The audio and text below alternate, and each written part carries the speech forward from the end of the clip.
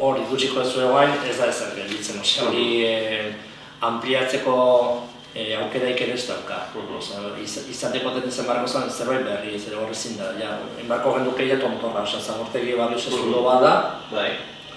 Ja, llegatuko geha bere maila aldu da, eta nahi balin badugu jarretu, bai enbarko dugu. Mendiegorak enbarko dugu. Barru mendi zaborra dago, horrek mendik ere ematen du bere bizibiende, gaza ja utzita dauke ematen, zuen hortako, baina hori bizibiende hartzen dugu, depuratzen da, eta horrek kutsadura jaztu ematen.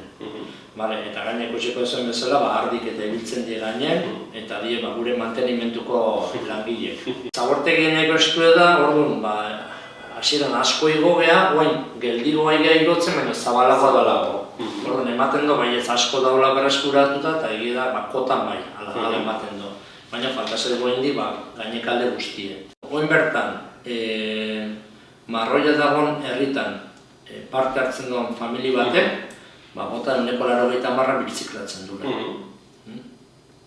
Esate bateko, itxasondoan ikusten egea, itxasondoko datu hori da.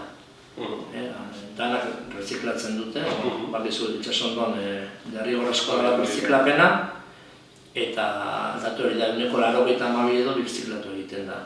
Baina, juten baldin magai bezaina, edo Lazkaua edo Marroia dagoen erozin jarrita, eta hartzen dugu famili bat birziklatzen duena, datuetan ibiliko da.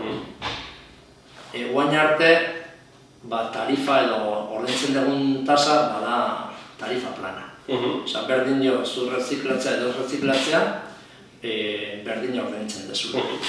Orduan, ointxe bertan, erabat borondatezkoa da, eta jende egiten du fede honez.